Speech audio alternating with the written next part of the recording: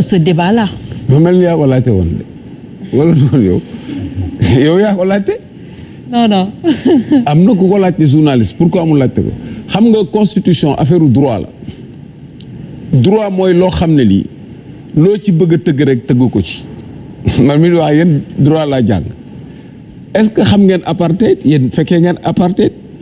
apartheid lan la dañu dem bay ñu ne nit ku ñuul ak nit ku weex dañu war a def développement séparé ñu ne kaar yi nit ku ñuul waru ci dugg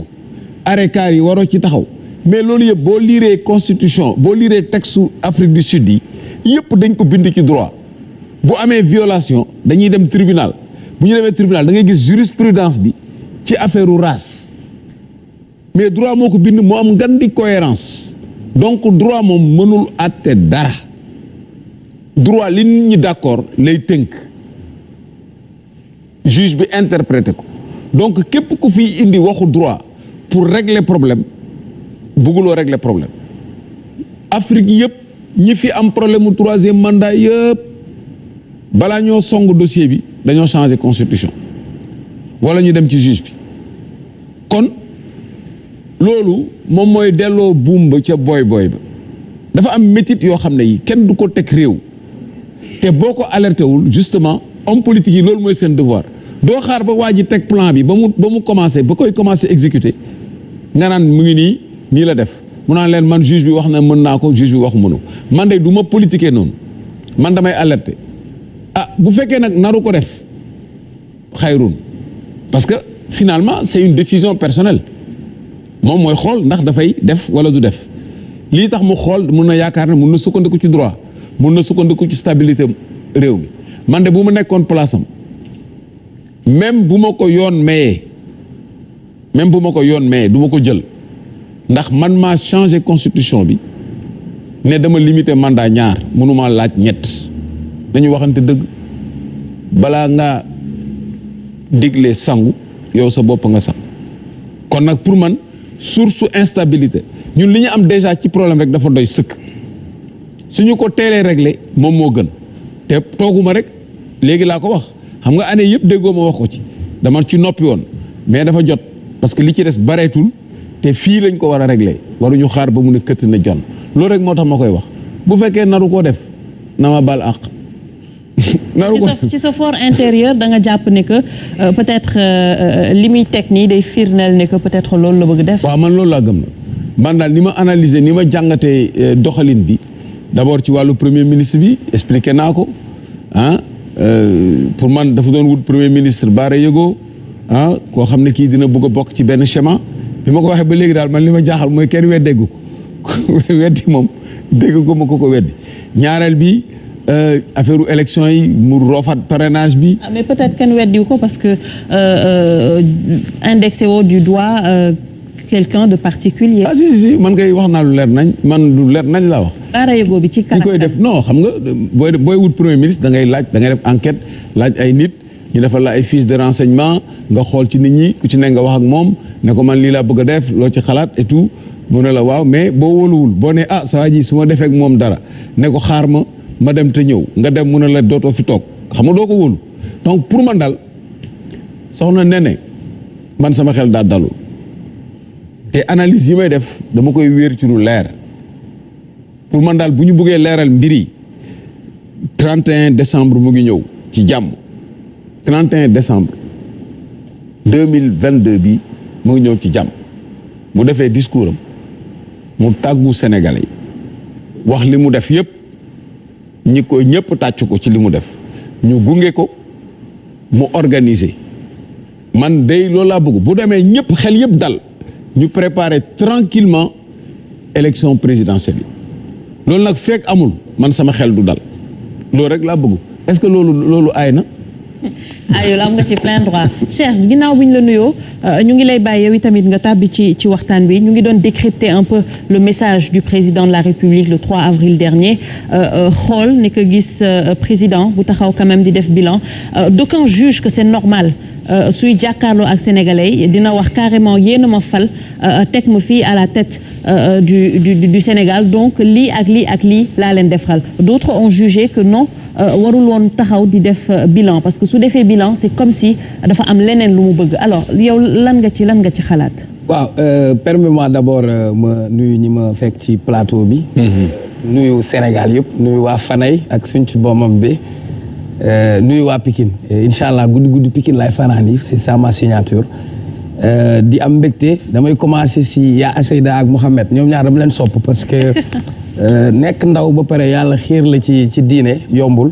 et que ay exemple lañ ci man ci ñëpp donc ñoom ñaar seen toogaay bi rek dafa rafet parce que diine moo njëkk te moom mooy mujj nuyu Fatima nuyu ñaari copains yi Sëñ Saliou ak Omar Faye di leen baalaax nuyu aussi sa gan bi c'est quelqu'un que j'apprécie parce que modèle la si ñun parce que pour man xam-xam mooy yore réew et tey ne serait-ce que son parcours et son background dañu toll foo xam ne on a besoin de plus de compétences et tey bu ñu demee ba beneen dëkk di ko def di ko boole ci seeni kuréel comme Bénin def ko vice-directeur seen port ça veut dire que am na benn compétence et doomu Sénégal fu mu dem rek war nañ ko mën a tiitaroo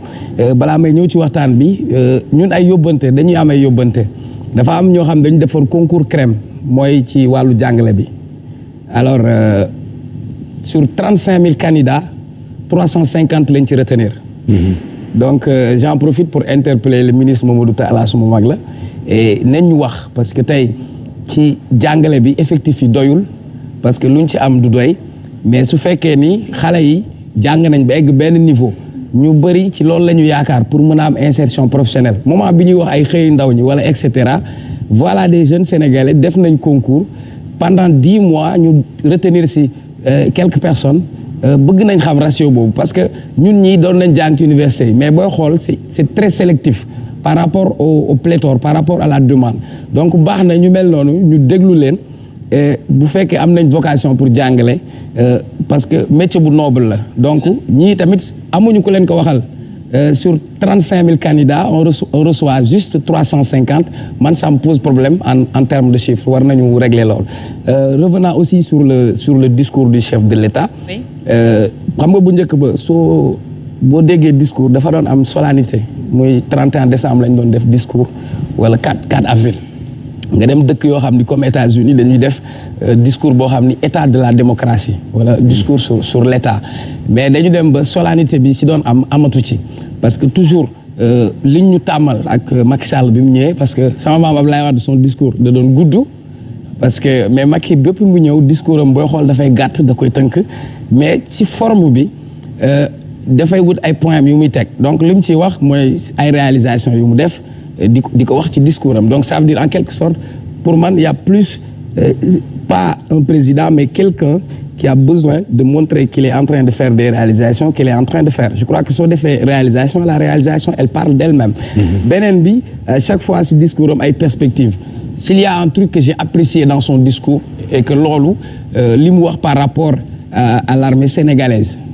et tey maa ngi ko wax grande gueule bu ñu koy wax dañ naan la ay question bu sensible y a rien de sensible ici ce qui se passe en Casamance c'est regrettable jàmm lañ soxla jàmm lañ bëgg parce que Casamance ci Sénégal la bokk mais quand Salif Sadio a décidé retenir ay soldats sénégalais di leen humilier def ko au niveau national et même au niveau international ñu koy waxtaane on a besoin d'un président buy intransigeant sur cette question sur la question de l'intégrité territoriale et pour ça il faudra féliciter l'armée sénégalaise parce que depuis 2 ans ils sont en train de démanteler les bases négociation baax na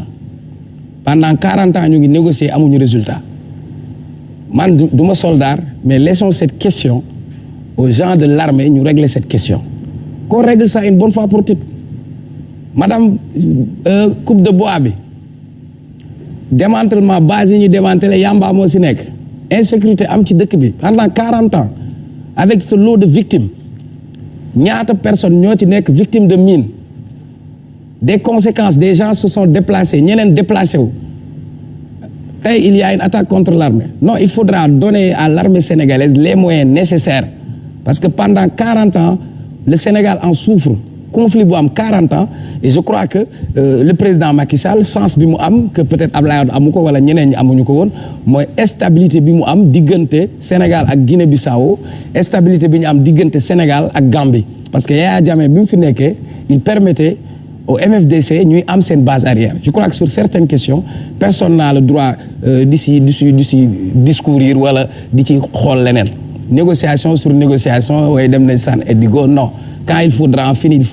une bonne fois pour toutes et pour ça je félicite ñi nga xam ni bu ñuy tëdd di nelaw wala ñun ñi nekk ci leneen ils se sacrifient pour l'intégrité territoriale et l'armée sénégalaise a montré que bu ñu ko bàyyi ak boppam mën na régler problème boobu parce que armée sénégalaise yàgg na régler yeneen problème maintenant revenir ci situation réew mi tout à l'heure bi may toog fële maa ngi dégg ngeen wax ay njëgu yàpp bon yàpp moom man fan yi bu ma ko bëggee lekk damay dem seeraas dem dóor ci laxasi parce que lekk yàpp ci réew mi c'est devenu un luxe nañu waxante dëgg c'est devenu un luxe tey li ñuy wax dund beeg dans son discours je l'ai entendu parler maintenant de sécurité alimentaire oui bëgg nañ sécurité alimentaire mais corona bi waroon nañu yee ci yan dispositif lañ waroon a jël absolument réew moo xam ne nag li ngay dundee yaa ngi ko yaakaar bitim réew chaque fois da ngay am jafe-jafe boobu peut-être boroom xam-xam yi dinañ toog wax ñu que nan la ñuy def pour def de la production def de la transformation parce que xëy yi ñuy wax ni yëpp tant que bàyyiwuñu di jël nos produits bruts di ko jël bitim réew on ne fait pas de la transformation tout à l'heure j'ai entendu Omar Faye nostalgique de son coof ou de son yaboy mais jën dina gën a rare parce que géej gi ñu ngi koy waabale parce que ñu ngi signé ay accord de pêche ay bateau yoo xam ni bateau usine la géej gi dara desetu fa bu doon sax li ñuy jël ci géej gi dinañ ko defar fii transformer ko mais yow tey booy ndogu sa palaatu ndogu bi li ngay ndogoo yëpp lépp importation la bitim réew nag boo xam ni ci ñeneen réew nga yaakaar pour dund et dégg naa ko mu wax benn wax produire ce que nous consommons et consommer ce que nous produisons. Je souhaite que ça ne soit pas une théorie mais que ça soit une réalité. pour que on en a tellement parlé. Voilà. Yàgg nañ ko wax autosuffisance alimentaire boobu mais malheureusement jusqu'à présent xam naa dinañ ci ñëwaat ci yeneen point je rappelle également Cheikh que mën ngeen poser question invité bi Fatima tu avais une